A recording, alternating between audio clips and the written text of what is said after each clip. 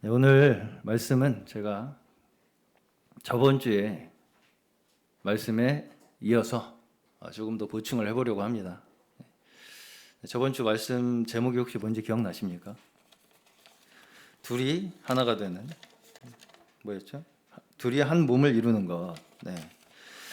둘이 한 몸을 이루는 것이라는 말씀 제목으로 제가 저번 주에 아담과 하와의 창조의 사건을 가지고 함께 말씀을 나누었습니다. 자, 하나님께서 사람을 무엇에 따라 창조하셨습니까? 하나님의 형상과 모양대로. 네, 그래서 제가 저번 주에 말씀의 말미에 하나님께서 우리를 하나님의 형상과 모양대로 창조하셨다는 것이 하나님의 무엇을 닮아 있는 것이냐라는 것에 대해서 말씀을 드렸어요. 말미에. 네. 우리의 어떤 것을 하나님의 형상과 모양대로 창조하신 것이냐? 네. 기억나십니까? 혹시? 마지막에 제가 굉장히 심오한 사실은 교리인데 짧게 언급을 하고 넘어가서 잘 기억이 안 나실 수도 있겠지만 삼위일체, 네, 삼위일체에 대해서 말씀을 드리면서 그렇죠. 성부, 성자, 성령님께서 하나이신 것과 같이 우리도 하나 되게 하셨다. 네. 우리를 하나됨으로써 완성되게 하신 것이 하나님의 형상과 모양대로 창조하셨다는 의미예요. 다시.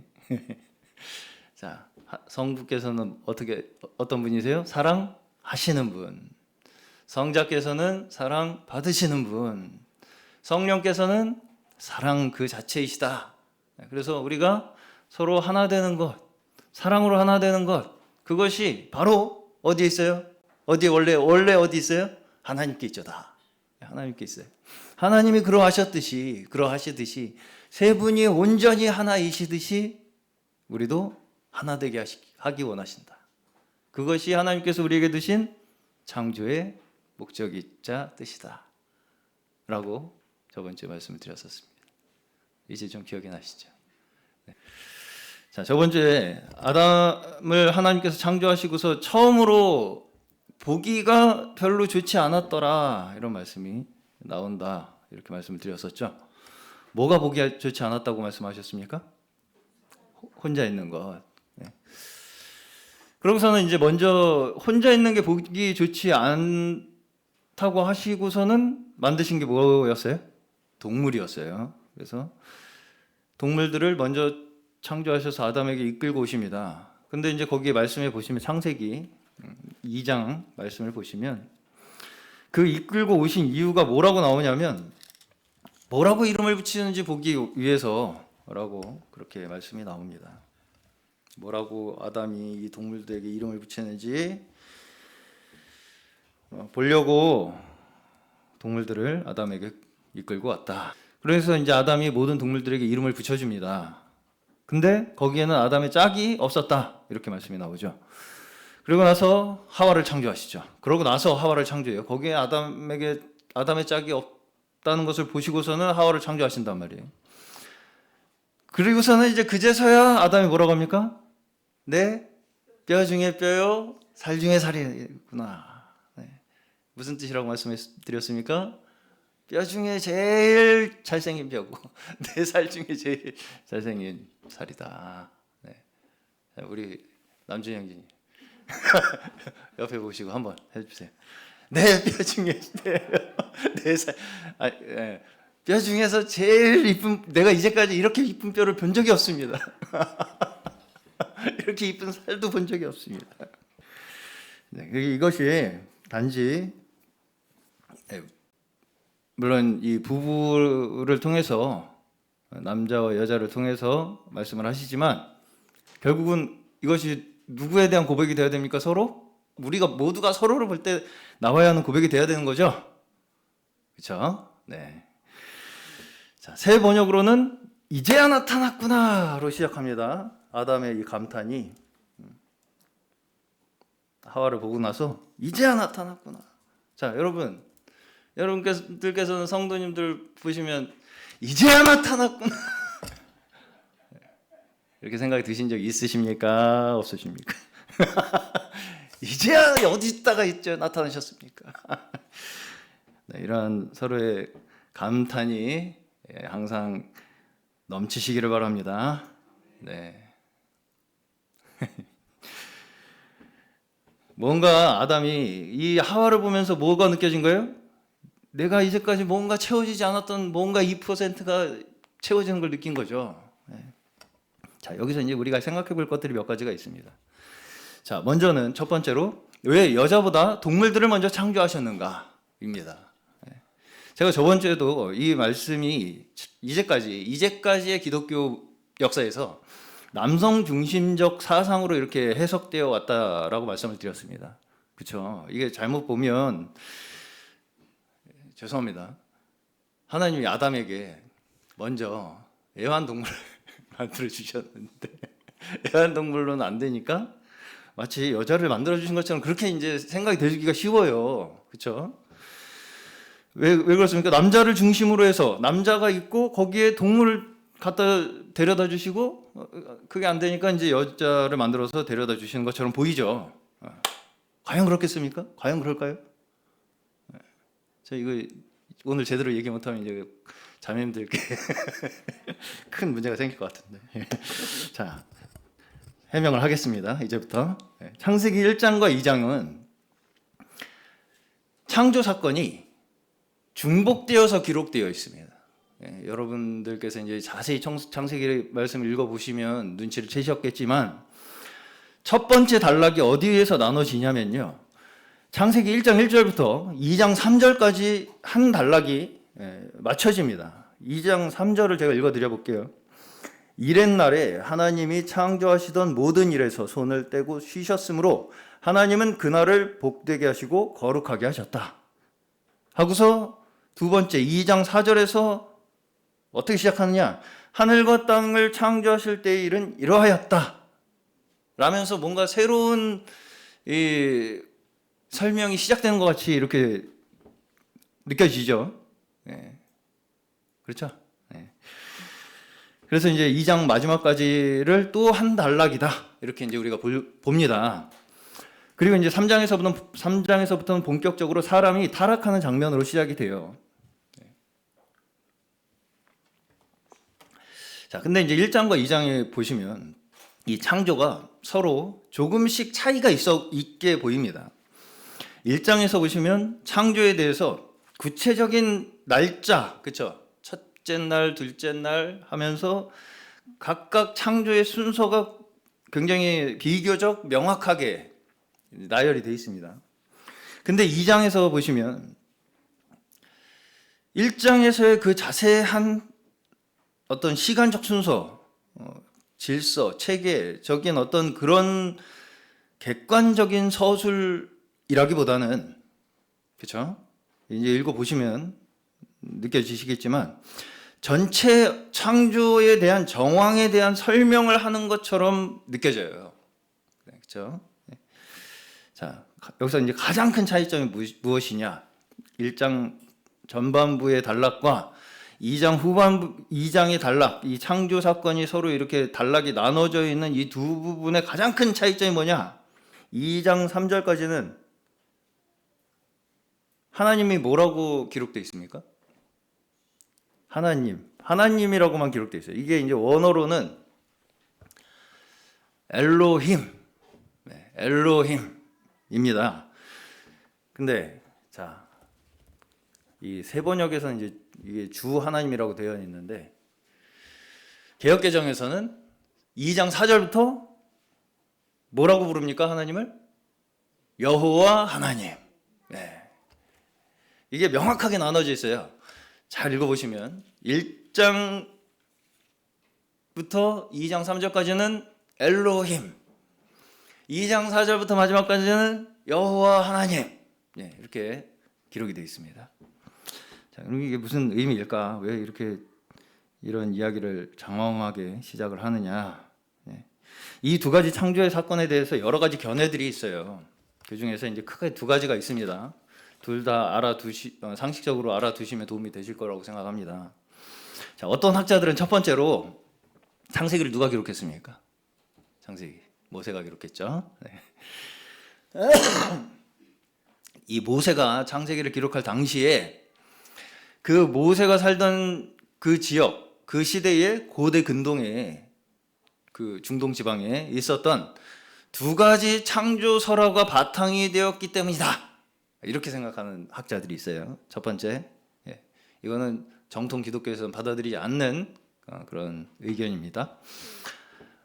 모세가 이 창세기를 기록할 당시에 고대 근동에 그 중동 지방에 두 가지 창조 설화가 있었는데 그 두 가지 창조 설화가 바탕이 되었기 때문에 이렇게 두 가지의 창조의 이야기가 기록이 되어 있는 것이다 라고 하는 학자들이 있어요.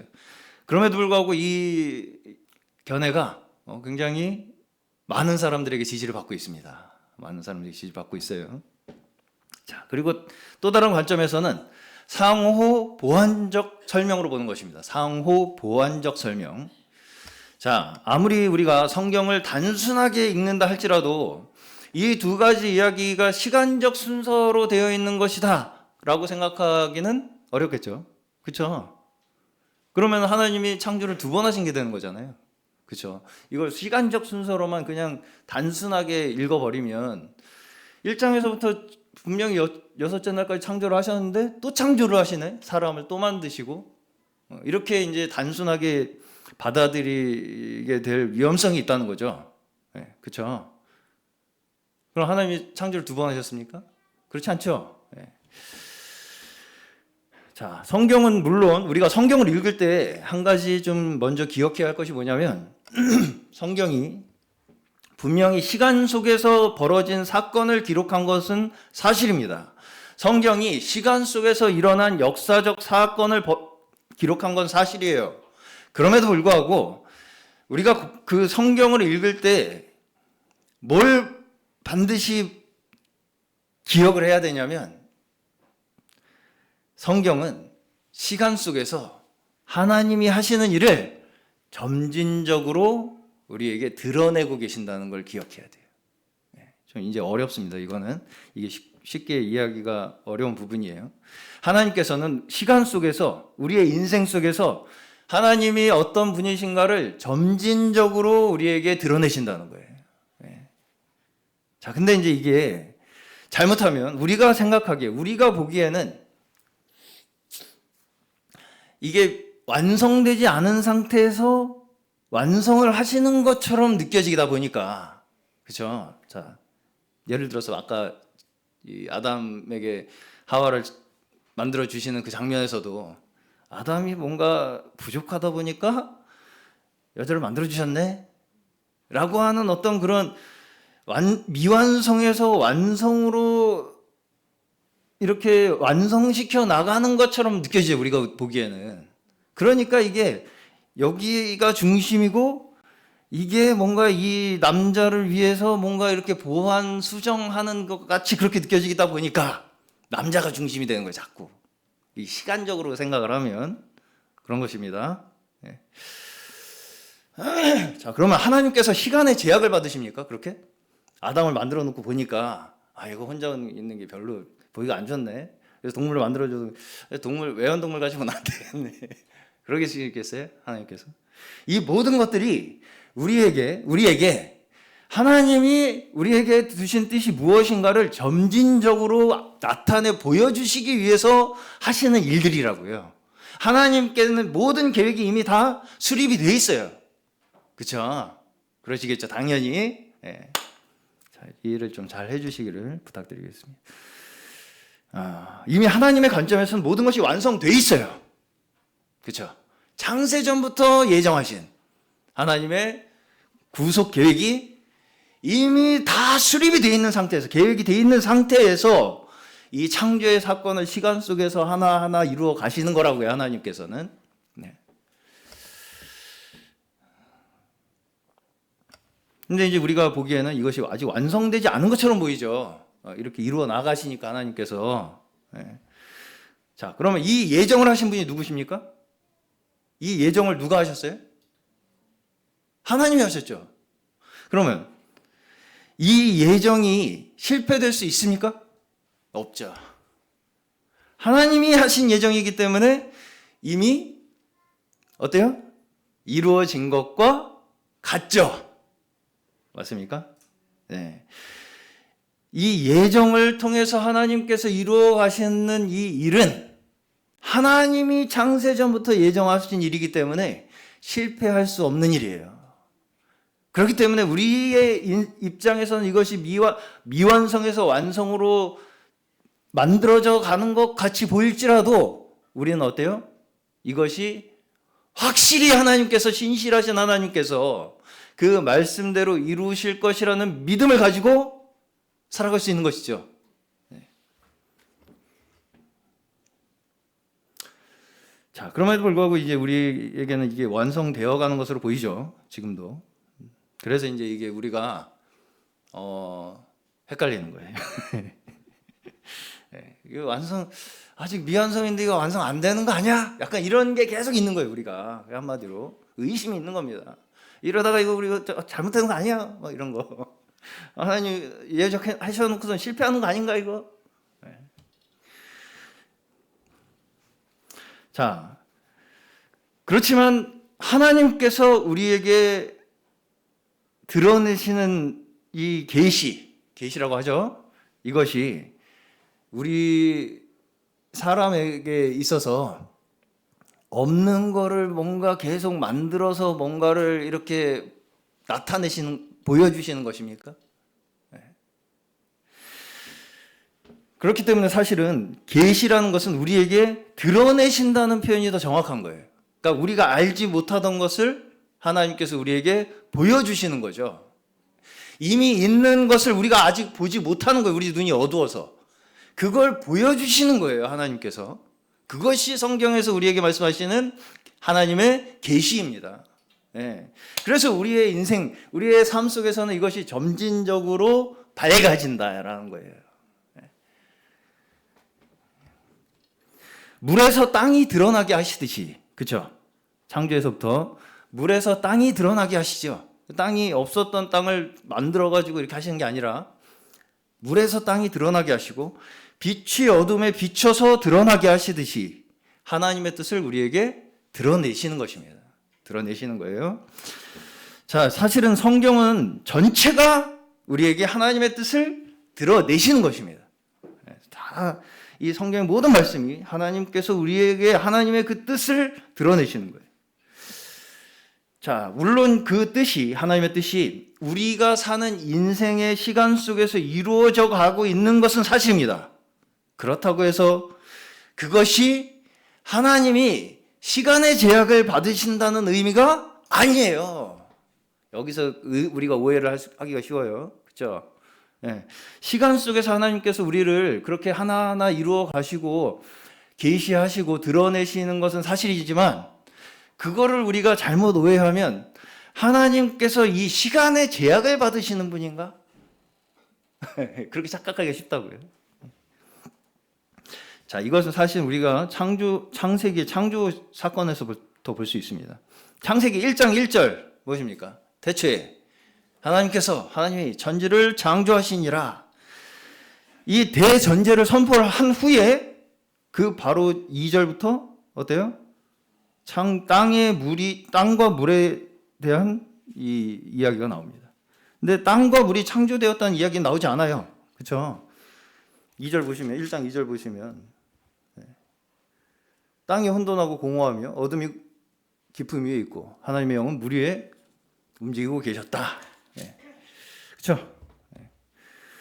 2절에서 바로 땅이 나옵니다. 그렇다는 것은 1절의 대전제에 대한 어때요? 2절에서부터 뭐가 나오는 거예요? 세부적인 설명이 나오고 있는 거예요. 1절의 대전제, 하나님이 세상을 창조하셨다라는 그 대전제에 대한 세부적인 설명. 2절부터. 그렇죠? 이해 가시죠? 2장 3절에서는 모든 창조를 마치시고 안식하시는 것으로 모든 창조가 끝나는 것처럼 보입니다. 근데 4절에서부터 또 다시 하늘과 땅을 만드실 때 있었던 일을 설명하죠. 그러면 뭐예요? 1절의 대전제에서 2절부터 세부적 설명. 그리고 2장 3절까지 전체적인 창조 사건 설명 후에 그 다음에 또 세부적 설명. 무슨 말씀인지 가시죠. 네. 자, 그렇다는 것은 1장의 객관적인 창조, 1장의 엘로힘이라는 하나님의 이름은 신이라는 객관적인 명사예요. 네. 그렇기 때문에 이 1장의 창조의 사건은 굉장히 객관적입니다. 여기에 어떤 관계성이 없어요. 그냥 하나님의 능력이 주가 돼요. 이 창조에서는. 1장 1절에서 창조하셨던 대전제를 선포한 다음에 그 다음에 객관적인 사건을 기술하죠. 이렇게 하나님께서 6일에 걸쳐서 창조하시고 7째 날에 쉬셨다 라는 객관적인 사건. 거기에서 다시 세부적인 내용으로 좁혀 들어가는 것으로 볼 수 있어요.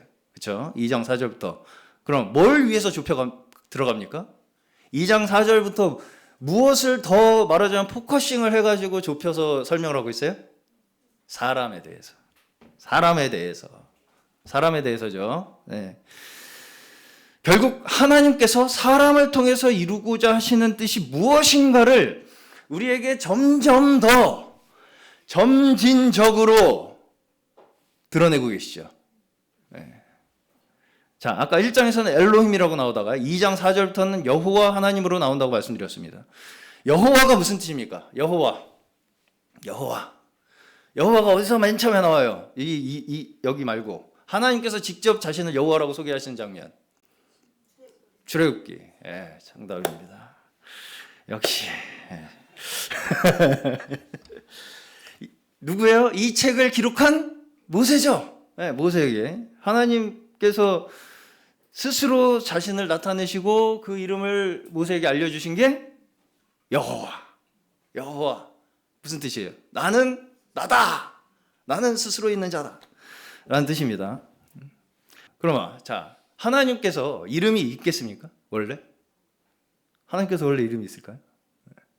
모세가 내가 당신을 뭐라고 소개해야 되겠습니까? 그러니까 알려주신 게 나는 나다. 나는 원래 있는 자다. 이렇게 하면서 그것이 내 이름이라고 말씀하시는 거죠. 그렇죠? 자, 가끔 이제 어떤 분들은 좀 유식하게 보이려고 이 여호와를 야훼 이렇게 부르시는 분들이 있어요. 야훼라고 들으시면 어떠십니까, 느낌이? 자, 여호와, 야훼, 이 무슨 발음이 맞냐? 이게 야훼가 원래의 발음에 가깝다. 이렇게 주장하시는 분들이 있고, 아니다, 여호와다. 근데 실제로 유대인들은 이 야훼, 여호와, 이 야훼 이 단어 자체를 부르지 않았어요. 읽지 못했어요. 거룩한 이름이기 때문에. 그래서 아도나이라고 불렀습니다. 주님이라고 불렀어요. 그래서 사실은 이게 실제 발음이 무엇인가를 우리가 알 수 없어요. 하나님께서 뭐라고 나는 야훼다 이렇게 하셨는지, 여호와다 이렇게 하셨는지, 그거 가지고 싸우는 게 의미가 있습니까, 없습니까? 심지어 우리나라는 뭐 가지고 싸우냐? 하나님이다, 하느님이다.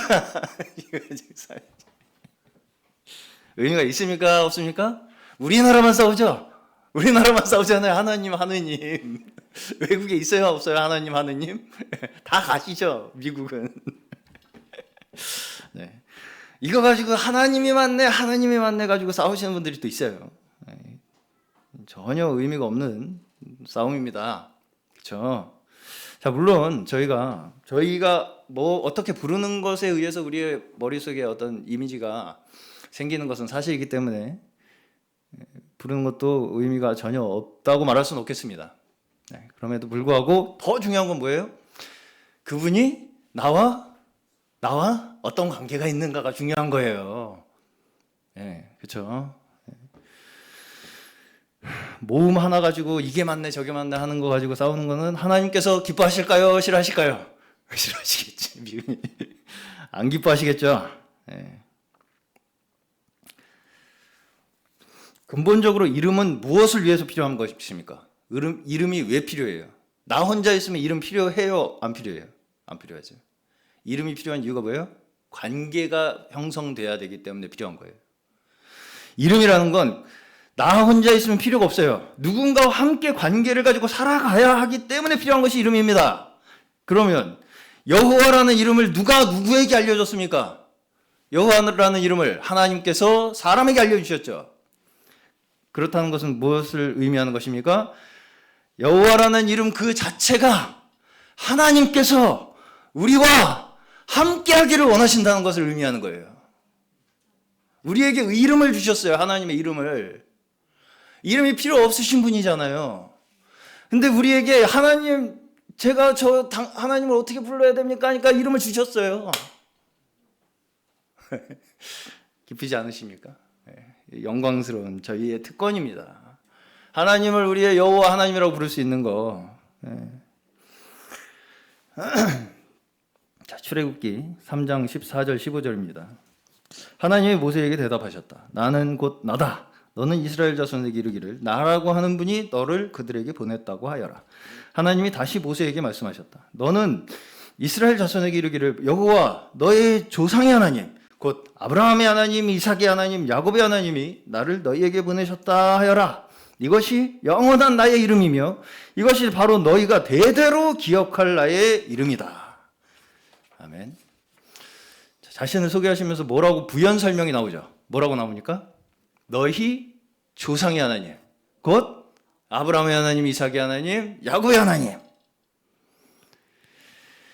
자, 이미 어때요? 하나님께서 이미 어때요? 찾아오셨죠. 나한테만 찾아오신 거 아니죠. 맞습니까? 네. 이미 하나님께서는 먼저 우리가 태어나기도 전부터 먼저 우리 조상에게서부터 먼저 찾아오셔서 자신을 계시하여 주시고 이미 우리와 관계를 만들어 가고 계신 분이시라는 것을 말씀하시는 거죠. 말씀하시는 거예요. 그렇죠? 네. 우리에게 나타내시고자 하신 하나님이 어떤 분이시라고요? 우리와 이미 함께하고 계신 하나님이시라는 것을 말씀하고 싶으신 거예요. 네. 이미 너희들과 난 함께하고 있었다. 너희 조상 때부터. 네. 내가 너희 조상 때부터 이끌고 나왔다. 내가 너희들을. 네. 제발 나를 좀 알아주라. 네. 그런 말씀입니다. 그것을 계속 계시하시는 거 우리에게 나타내시고 천지만물을 창조하시고 우리를 그 가운데 두셔서 하나님의 뜻을 우리를 통해서 계속해서 이루고자 하시는 그 하나님께서 그렇죠? 네. 창조하시고 아담을 두시고 하와를 창조하시고 그 속에서 계속 우리를 통해서 뭔가 일을 하고 계세요. 하나님께서 그 하나님이 우리와 지금도 함께 하신다. 이것을 우리에게 지금도 말씀하고 계신 것입니다. 우리가 뭔가 새로운 뭔가를 알아야 되는 게 아니에요, 사실. 그렇죠? 이미 있는, 이미 벌어진 하나님께서 행하신 그 일을 우리에게 나타내시는 것뿐입니다. 네. 이걸 우리가 먼저 반드시 기억하시길 바랍니다. 자, 그러면 이제 다시 아담 이야기로 돌아와서 아담도 이제 동물들에게 이름을 붙여주죠. 그렇죠? 이름이 계속 나옵니다. 여기에도 어느 정도의 관계성이 있다는 얘기를 하는 거예요. 그렇죠? 네, 아담과 동물들에게도 어느 정도의 관계성이 있어요. 그럼에도 불구하고 하와와의 관계와는 다르죠. 네. 자, 여기서 우리가 오해하지 말아야 할 것이 한 가지가 뭐냐면 그러면 남자를 위해서 여자가 창조된 거냐? 남자를 위해서 여기 물론 맞습니다. 네, 이 말씀 자체에서는 맞아요. 네, 신약에서 사도 바울도 남자를 위해서 여자가 창조된 것이다 라고 말씀합니다. 자, 그러면 그 뜻이 제가 이제부터 설명하겠습니다. 긴장하지 마시고. 그러면 남자가 우월하다는 뜻이냐 그게? 그것은 아닙니다. 아니에요. 아닙니다. 남진영 지님. 네.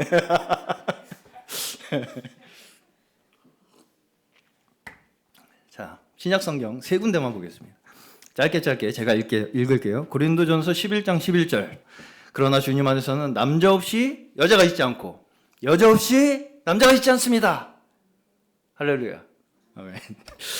다음 갈라디아서 3장 28절. 유대 사람도 그리스 사람도 없으며 종도 자유인도 없으며 남자와 여자도 없습니다. 여러분 모두가 그리스도 예수 안에서 하나이기 때문입니다. 아멘. 마태복음 22장 30절. 부활 때에는 장가도 아니가고 시집도 아니가고 하늘에 있는 천사들과 같으니라. 아멘. 여러 군데서 뭐라고 말씀합니까? 자, 우리 남자분들께는 조금 실망스럽게 들릴지 모르겠지만 성경에서는 지금 우리가 가지고 있는 이 성별조차 뭐예요? 하나님께서 우리에게 뭔가 뜻을 계시하시기 위해서 두신 장치라는 거예요. 그렇죠? 이것이 절대적 가치를 가지고 있는 것이 아니라고 말씀하는 거죠. 이것을 통해서 우리에게 뭔가 계시하시고자 하는 것이 있다는 거예요. 우리에게 두신 성별을 가지고. 무슨 말인지 가십니까? 네. 이것조차 하나님께서 우리에게 두신 뜻을 계시하시는 하나의 방법이라는 거예요. 남자와 여자가 그걸 역할로서 우리에게 설명하고 있는 것입니다. 그 역할로, 남자의 역할과 여자의 역할로 하나님이 우리에게 어떤 것을 이루고자 하시는지를 하나님께서 우리에게 설명하고 계신다고요. 너 잘났다고 주신 게 아니고요. 그렇죠? 한 군데 더 보겠습니다. 개역 개정으로 고린도전서 16장 13절입니다. 고린도전서 16장 13절. 깨어 믿음에 굳게 서서 남자답게 강건하라. 자, 다음 욥기 38장 3절.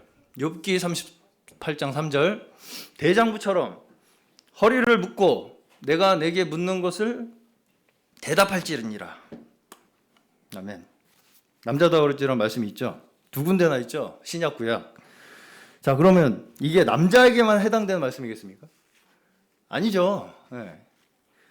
자, 그럼 한편으로 이런 말씀이 있습니다. 또 고린도후서 11장 2절 3절입니다. 나는 하나님께서 보여주신 열렬한 관심으로 여러분을 두고 몹시 마음을 씁니다. 나는 여러분을 순결한 처녀로 그리스도께 드리려고 여러분을 한 분 남편 되실 그리스도와 약혼시켰습니다. 그러나 내가 두려워하는 것은 뱀이 그 간사한 꾀로 하와를 속인 것과 같이 여러분의 생각이 부패해서 여러분이 그리스도께 대한 진실함과 순결함을 저버리게 되지는 않을까 하는 것입니다. 자, 여기서 성도를 뭐에 비유합니까? 여자에 비유하죠. 네. 자, 심지어 지금 사도 바울은 교회가 하와와 같이 뱀의 유혹에 빠질까 염려한다 이렇게 말씀을 하고 있습니다. 자, 여기서 보시면 여자에게만 해당되는 말씀입니까? 그럼 이건 여자만 걱정됩니까? 성경에서는 어때요? 남자도 여자가 되어야 될 때가 있고 여자도 남자가 되어야 할 때가 있죠. 네, 그렇죠? 모든 것이 하나님의 뜻을 우리에게 나타내시는 방법이라는 거예요. 그러니까 남자를 통해서 남자를 상징으로 우리 모두가 그 어떤 상징성을 통해 하나님께서 우리에게 무엇을 이루고자 하시는가를 봐야 되고 여자라는 상징성을 통해 우리가 하나님께서 우리에게 무엇을 나타내시고 이루시고자 하시는지를 봐야 된다는 거예요. 그렇죠? 맞습니까? 남자라고 잘난 척하지 말고 여자라고 잘난 척하면 안 되죠. 그렇죠? 네, 수인자매님. 네.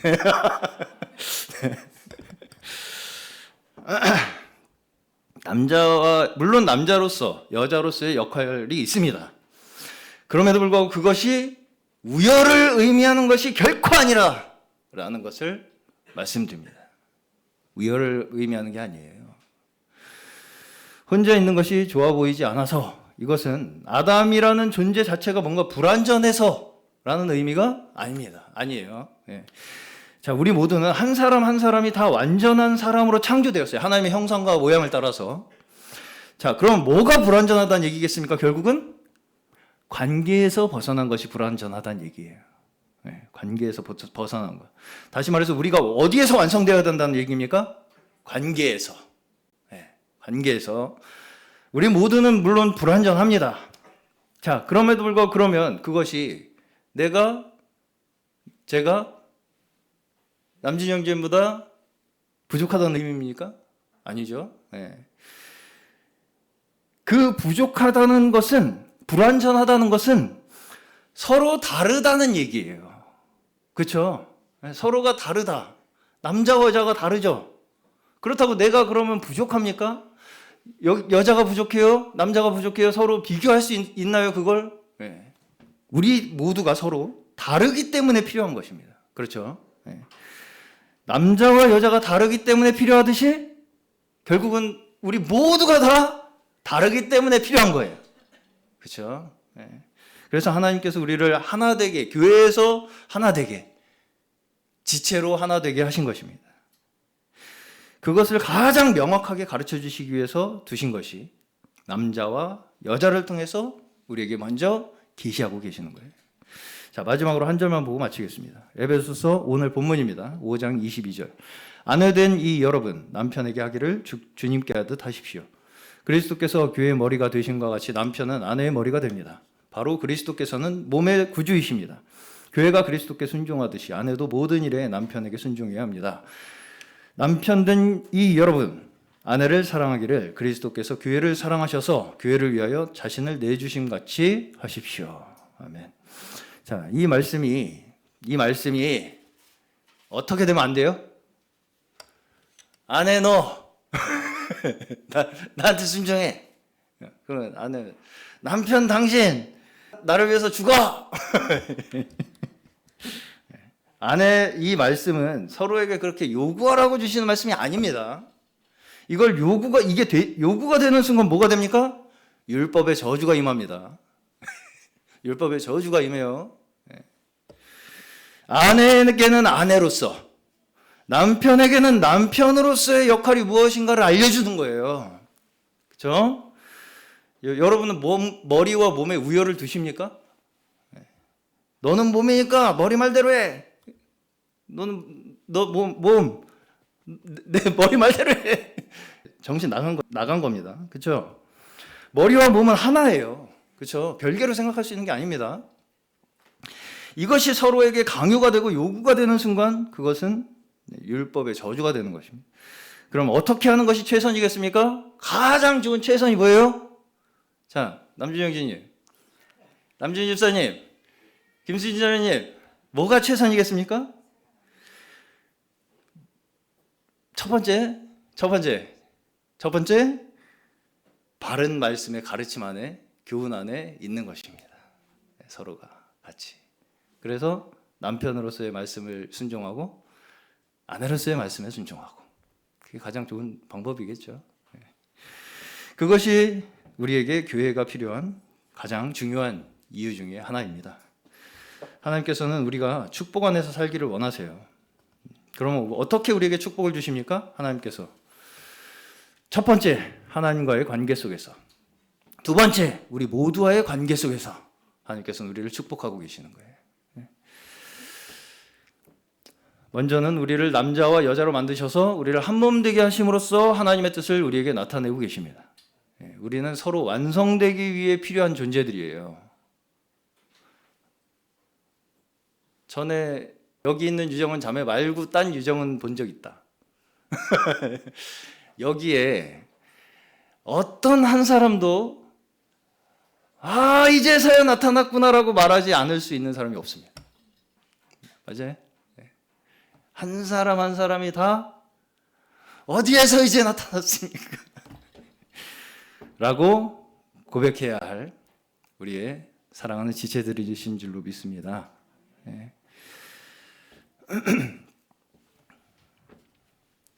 자, 어떻게 하나가 됩니까? 그리스도께서 남편으로서 아내를 위해 자기 자신을 내주심으로써 우리가 그리스도의 신부가 됨으로써 하나가 되죠. 자, 고린도전서에서는 성도들이 서로 은사를 가지고 자랑하는 게 나옵니다. 그러나 여기서 은사를 자랑하라고 주신 것이 아니라 교회를 위해서 주신 것이라고 말씀합니다. 그런 측면에서 우리가 남자로 태어난 것, 여자로 태어난 것도 결국은 뭘 위해서 주신 거예요? 교회를 위해서 주신 거예요. 그걸 우리가 믿으시는 저희 되시기를 바랍니다. 자기가 남자라고 나 여자라고 자랑하는 것처럼 어리석은 자랑이 어디 있겠습니까? 자, 오늘은 가정의 달 이제 마지막 주일입니다. 우리는 혼자서는 결코 완성될 수 없어요. 자, 그러면 여기서 이제 한 가지 반문이 있을 수 있습니다. 사도 바울은 결혼 안 하지 않았습니까? 네, 사도 바울은 결혼 안 하지 않았습니까? 그러면 사도 바울처럼 더 본질적인 관계를 위해서 살아가십시오. 그럼 결혼 안 했어요.